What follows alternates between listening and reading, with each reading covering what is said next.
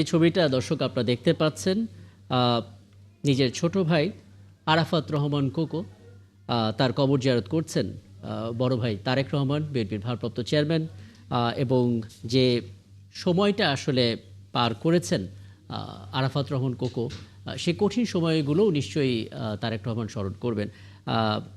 Nancy আছেন আপনি এবং যদি একটু পেছন ফিরে তাকায়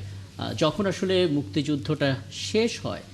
মাত্র 2 বছর 4 মাস বয়স ছিল আরাফাত রহমান কোকোর এবং ক্যান্টনমেন্টের বন্দি দশা থেকে যখন তারা বের হন তারপরে নানা রকমের চড়াই উতরাই সংগ্রামের মধ্য দিয়ে রাজনৈতিক পরিবারে তার বড় হওয়া বেড়ে ওঠা তার কিন্তু সুযোগ ছিল আরাফাত রহমান কোকোর সুযোগ ছিল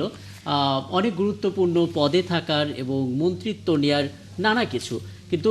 তিনি আসলে বেছে নিয়েছিলেন তার প্রিয় জায়গাটা ক্রীড়াঙ্গন এবং তখন বাংলাদেশ ক্রিকেট বোর্ডের সভাপতি হওয়ার যে সুযোগ তিনি কিন্তু সেটি নেননি। তিনি আগে খেলাটাকে জেনেছেন যে কারণে দ্বিতীয় পর্যায়ে ডিওএইচএস ক্লাবে দ্বিতীয় বিভাগ ক্রিকেট খেলেছেন, তারপর তিনি ডেভেলপমেন্ট কমিটিতে যোগ দিয়েছিলেন। রাকিব, আমরা এই মুহূর্তে যে ছবিটি দেখতে পাচ্ছি যে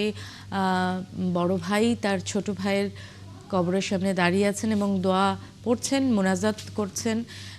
এবং আমরা জানি যে তিনি কিছুক্ষণ আগে নির্বাচন কমিশনে গিয়েছিলেন, নির্বাচন কমিশন থেকে